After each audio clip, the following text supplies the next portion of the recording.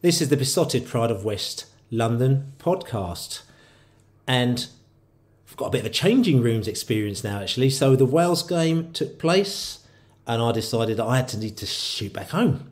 So I'll come back to London to sort out a few things. I'd had to do a bit of coaching with a team, the Barnet Panthers, and also to see the family.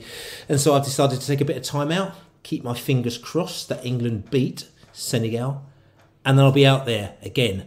But what I've done is I've crossed places with a couple, Andy and Kirsty, who while I flew home, they had flown out. They've flown out to Qatar. They've been out there for a couple of days. So they started to have the experience in Qatar. So I thought, tell you what I'm going to do. I'm going to go over to them to get a little feel for what they're thinking about Qatar, how they've enjoyed their first few days and what their thoughts are on the England game against Senegal.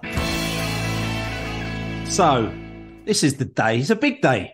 It's the day of the England-Senegal game, the first knockout game for England in this World Cup.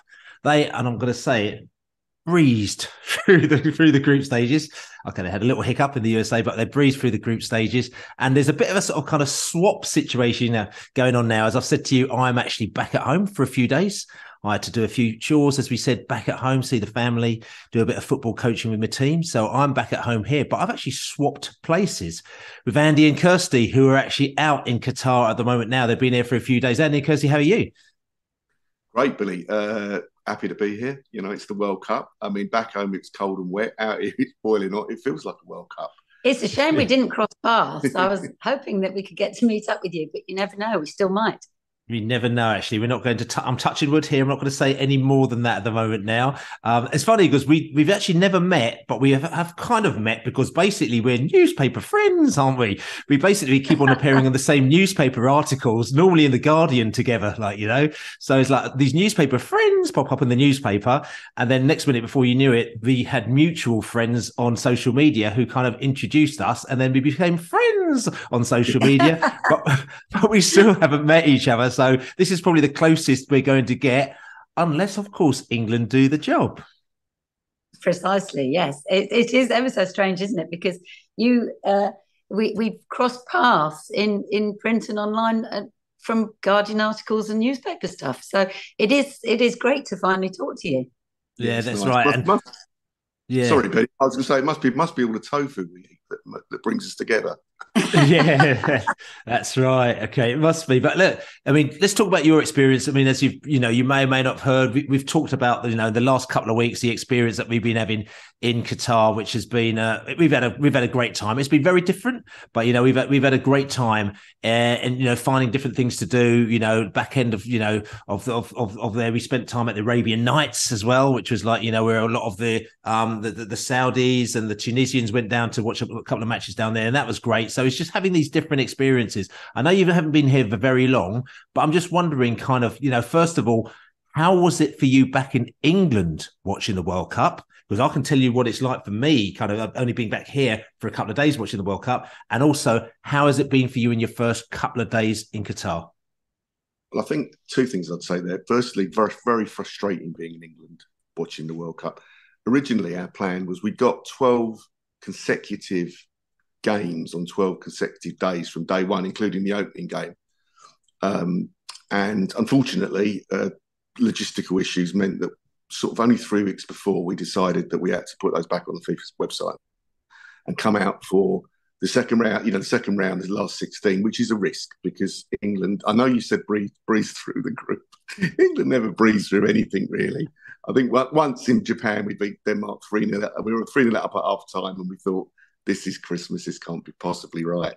But yeah, frustrating not to be out here. And I probably, like most football fans, I don't like watching my team on television. I like to be there because it just feels better to be there and face up to it, sort of thing.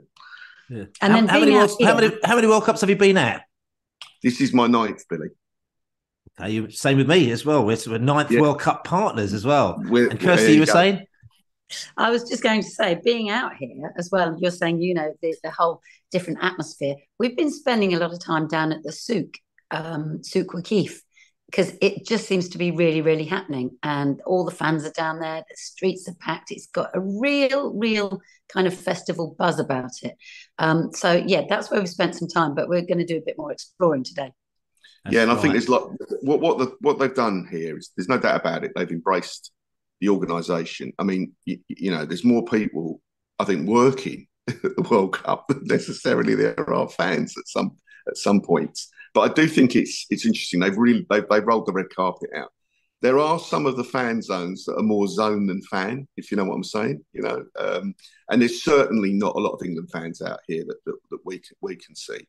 But Billy, you know, when you've travelled to World Cups, there is one country that turns up en masse, right? There's plenty of Brazilian shirts. You'll see them all over the world, but less Brazilians. But Argentina, when they go to the World Cup, they come and they're Argentinians. They sing their songs.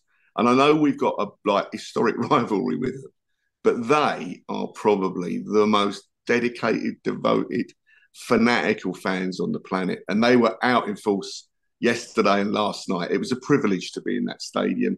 I decided to sort of show some brotherly love to the Australians by wearing my green and yellow shirt, which happened to be a 2010 Brazil shirt. So I thought, here we go. We're going to go to Argentina game with a Brazil shirt on. Got a few looks. But boy, was it good. And just being amongst Argentinian fans everywhere. And it was fantastic. They didn't stop singing. They didn't leave the stadium for like 45 minutes or an hour afterwards. It was a religious experience with that lot. Yeah. Yeah, and I know that, and I hear what you're saying, because again, you know, I've experienced Argentina every single World Cup since 1998, I think it was actually. So I've seen them at every World Cup. I mean, it's obviously Saint Etienne in '98, saw them there. Yeah. Obviously met them in 2002 in Sapporo, which was a wonderful experience. I loved my favourite ever World Cup day. I think that was my favourite England game. You know, when we beat them 1-0 and had the Alamo thrown at us, you know, and had the big all-night party in Sapporo when no Argentinians.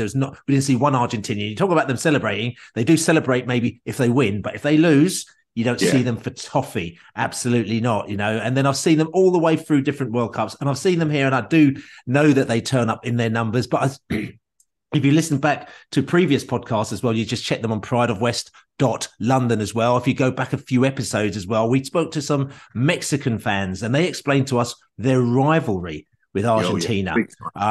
Big rivalry with Argentina. But they told us, and I said to you, if you just check it out, they told us, you know, America, Latinos, menos Argentina. And that means Latin America without Argentina. And basically all the Latin American teams almost like club together, and they all hate Argentina and I said, why is that? And they said, because Argentina, they think they're better than us. They're not interested in us. They think they're better than us. They're bigger than us. So we don't care about them. So, you know, and as far as I'm concerned, they're not part of Latin America, which I thought was a very interesting concept. Sorry, Andy. There was a moment on the metro last night, and it was really loud, and the Argentinians are banging on the ceiling of the tube, and they're singing their hearts out. And there was just a little moment of quiet at the end of one song before the next one started, and there were 3 solitary Mexican fans who just went boo. Yeah, we like that. Let's make one thing very clear. Whilst I respect their passion for football, I never said I was a big fan of them, because I was behind that goal in Mexico City in 1986. And do you know what I mean? When I hear all this, the greatest footballer of all time, excuse me, just one, the greatest goal ever scored and the greatest cheat ever scored in the same game. But anyway, we'll move on. We're not bitter. We should move on for that.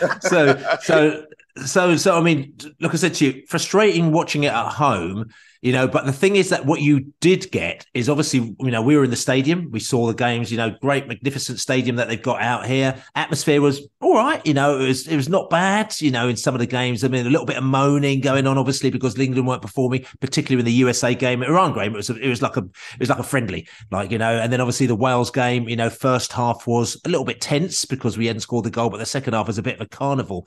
What was it like watching it back at home? Well, I'm always nervous watching England on the telly. I mean, you know, it's always worse, as I said earlier. It was hard work.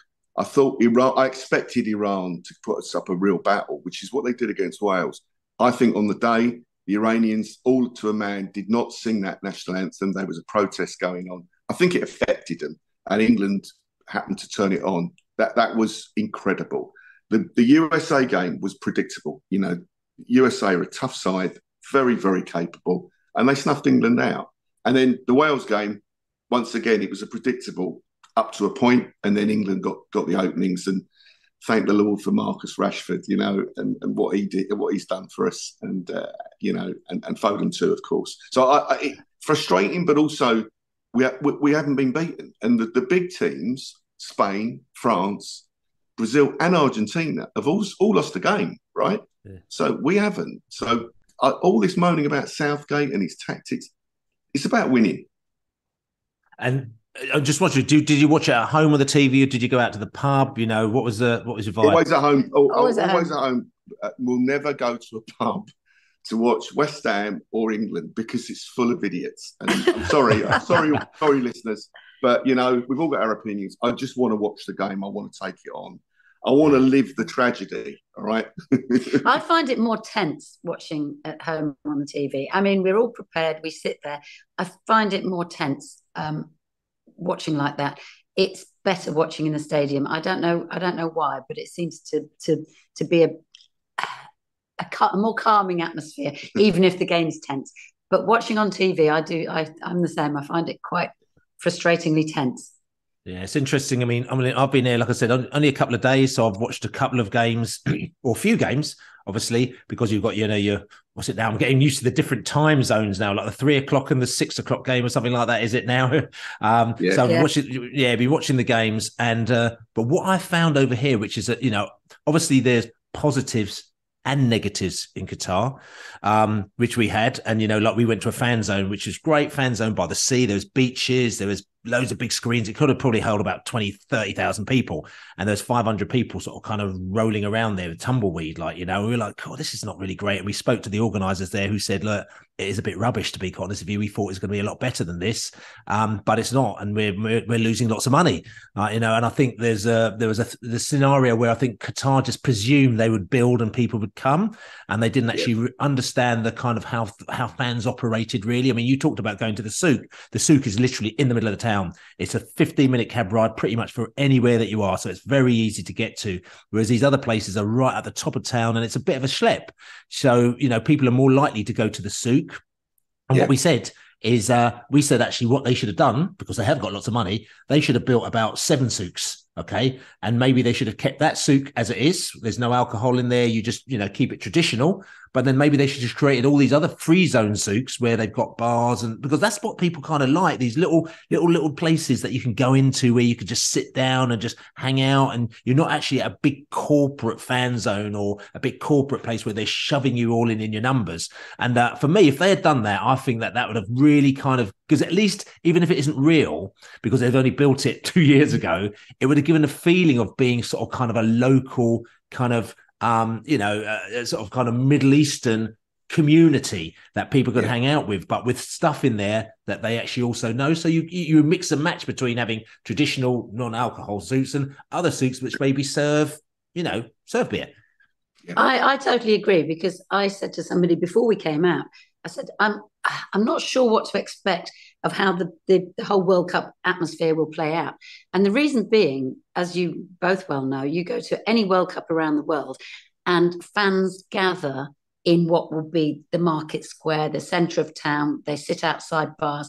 There's lots of Red Square in Russia with the Croatians. We're all in bars. We're outside and we're having this kind of friendly banter sing-off.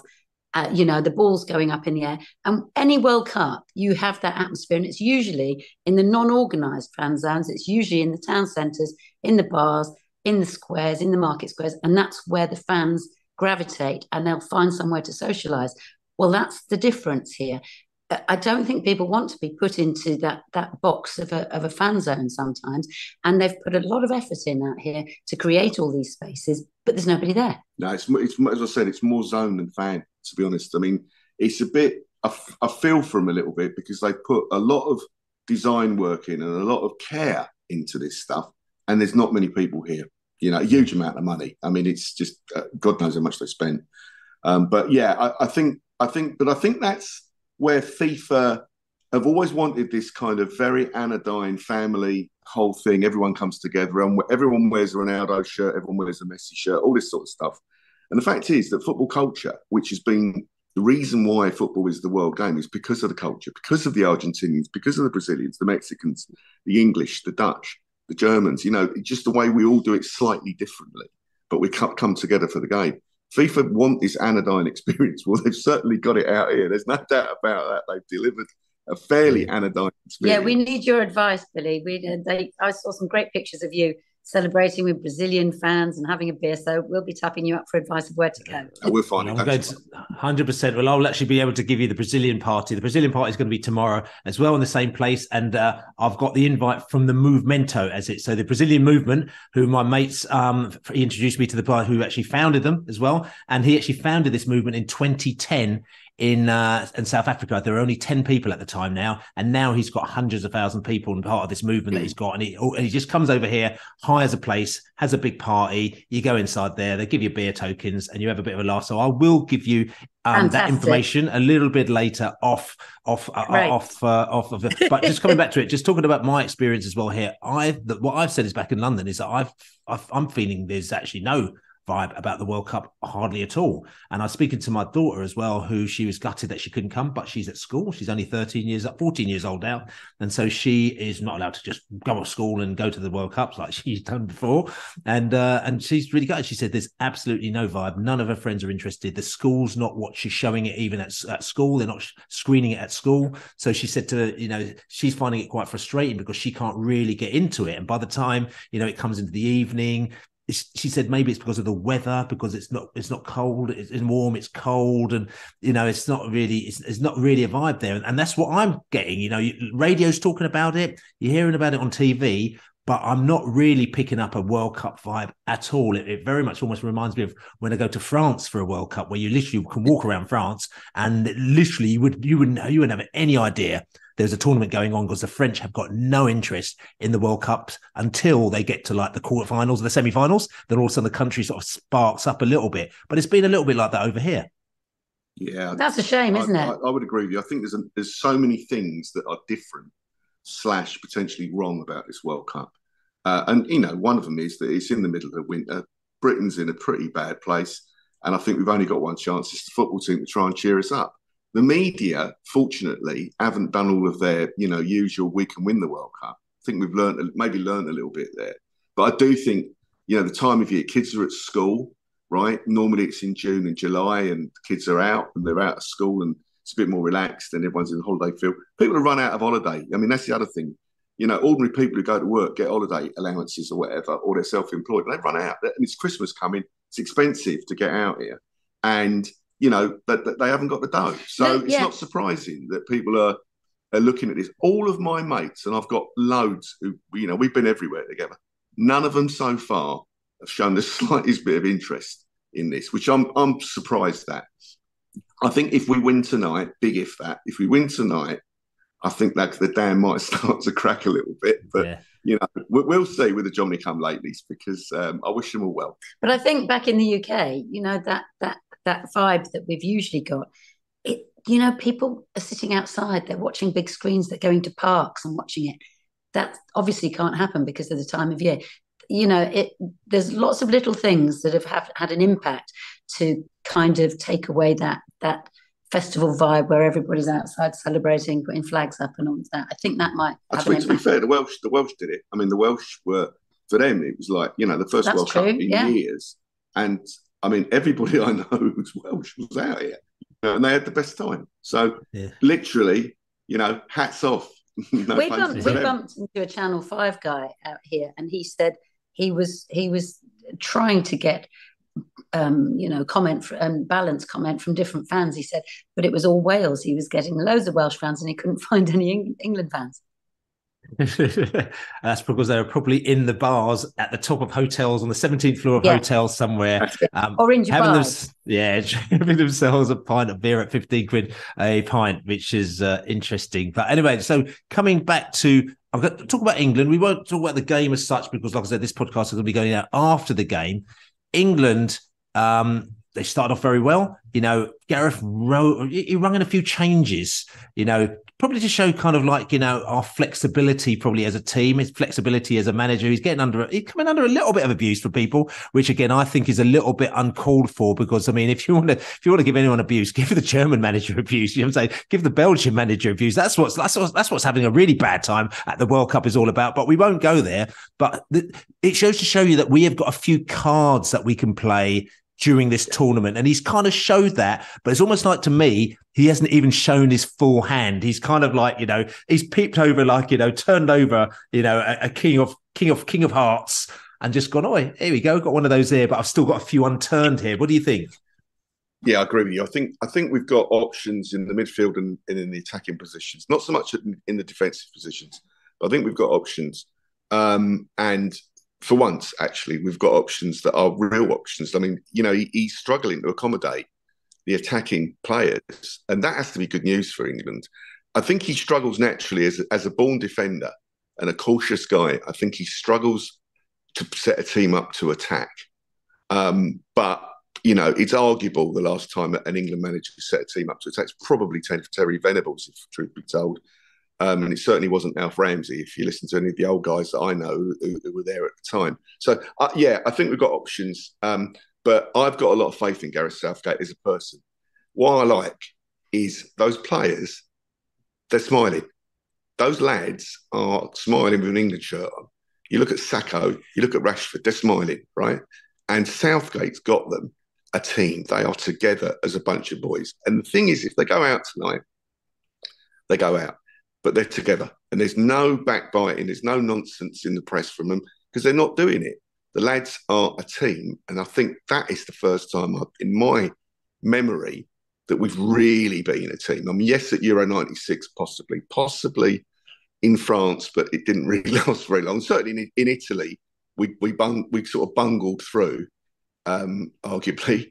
But this is an England team with a smile on their face, and I think we need to just really enjoy the moment.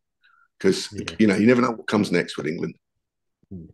Yeah, and just keep coming back to it, I just a little think about it. I thought, actually, no, tell you what, I'm going to put this podcast up because we've had a good old chat, and I'm going to put this podcast up before the game so people can have a little listen to your thoughts and my thoughts, and the swapping of continents is a little bit, I mean, I'm not going to say that I've got a flight back because I'm not allowed to say things like that before the game because I don't want to jinx it, but I did come back via... No, I didn't at all. But I will talk about my flight on the way back here because, as people know, if they listen to this podcast, I do like unusual routes to matches. I mean, I took a route via the Guyana and across the jungle and then walked across the border of Mexico and then across to Boa Vista to get to Manaus. It took me about 5 days. That was a bit of a mad journey.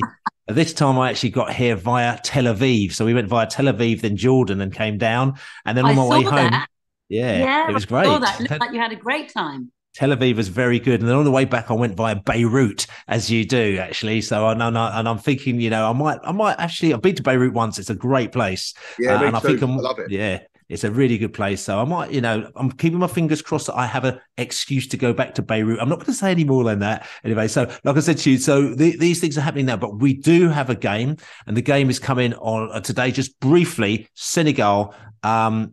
They're and use the word, they're no mugs. I mean, they've frightened the bejesus out of a few teams in the qualifiers. They're strong, they're hard. They've got obviously Mane's not playing for them, but they're not a one-person team.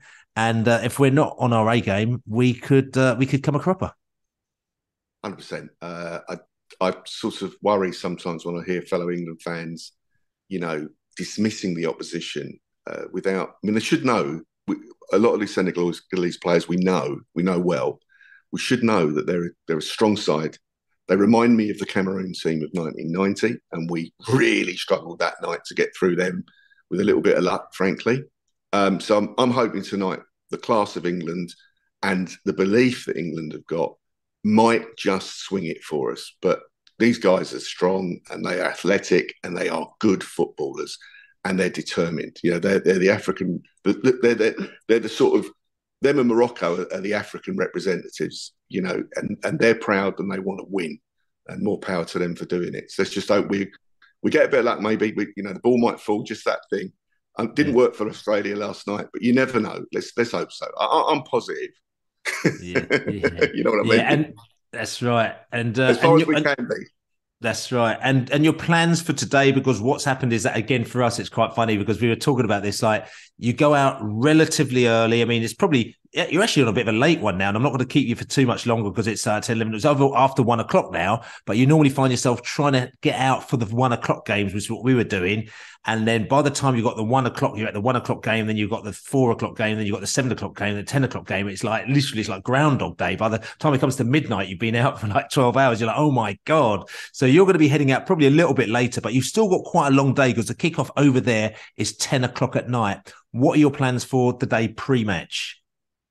So we're about to leave and go. We're going over to the West Bay area. We haven't explored that section yet because we're staying the other side of the souk at the end of the Corniche. So we're at the other end. So we're going to head over there. We've seen that there's a large fan zone over there. We're just going to have a look at that, get some lunch. But on your mind the whole day, as you know, you're thinking, right, now I need to start planning my journey. We've got the route planned. We know what we're doing. We know how the metro to get there, but we're building in extra time to get there so that we're there, we're in the ground and we're sorted. Yeah, and I think we're also tonight England play at the ground that's furthest away from the centre of Doha. I mean, nothing's far away here, but it's like 30, 40 kilometres out, or 28, 30 kilometres, something like that, away from where we're going. So we've got to add a bit of time. But we'll be there and we'll be smiling and hopefully there'll be, a good atmosphere in the game. I really hope so. I hope England's fans and England's players do the country proud because we need it.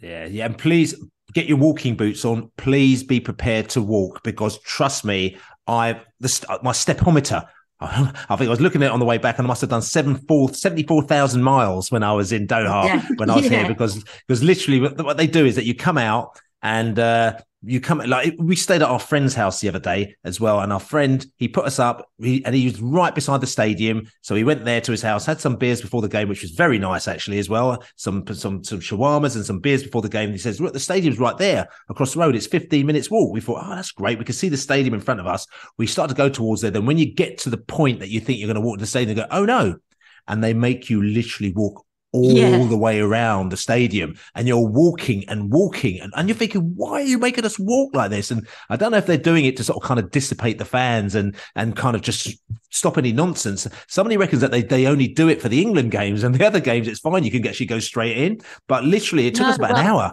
to get to the stadium.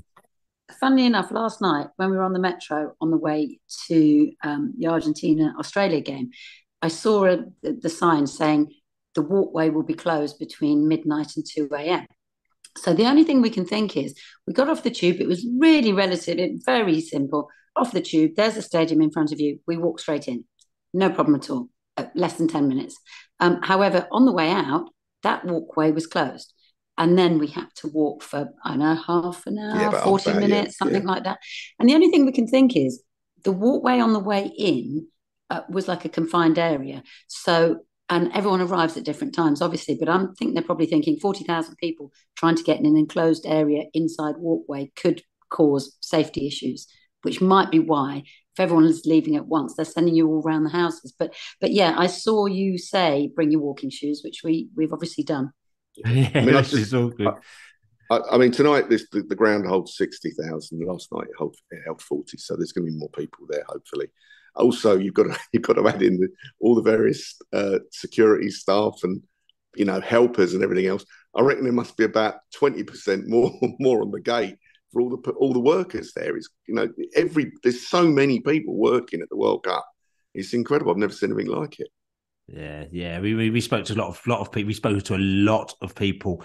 Again, if you check out the podcast, prideofwest.london, check out all the episodes. It's definitely worth checking to. We spoke to quite a few migrant workers as well who are out here as well, who have flown over and they've just come over here to just find work because they haven't got any work in their own countries as well. Again, we're not going to go into the issues as to what they should or shouldn't be getting because that's a bigger story. This is not for match day podcasting, but it's just interesting to hear the people's own stories as well. And what we may do is we may on this same podcast as well, I might tag on a few other little stories that I've got as well, where I met my friend from Brazil, Fernando, as well. And I might tack on a little chat that I had with him, as to how I met him. And also we went up to the tent camp. And so we obviously stayed in the container camp, where we slept in the container for 3 days before actually making our way to a flat. But also we went up to the infamous tent camp.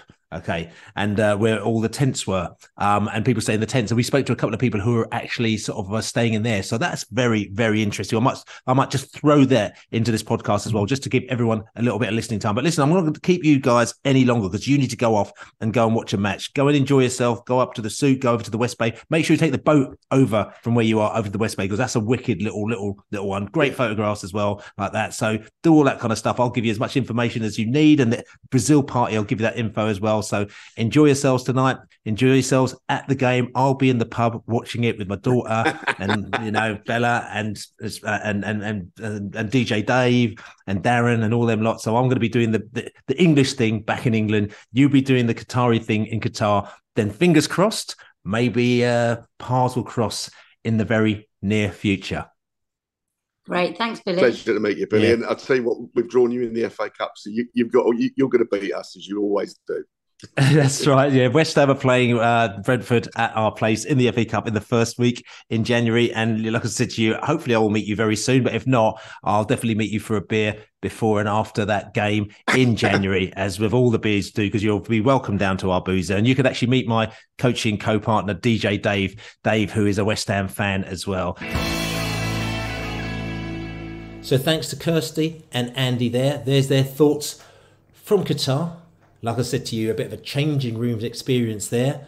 Fingers crossed everything goes right tonight.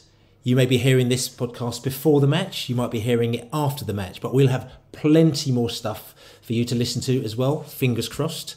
Don't forget to subscribe on all good podcast channels. prideofwest.london we are as well. Give us a nice review if you like what we're doing. Also, don't forget, if you like what we're doing, buy us a beer. besotted.com/beer. My name's Billy Grant, and hopefully I'm going to hear from you very soon in the next episode of the Besotted Pride of West London, Besotted from Qatar. Thanks for listening.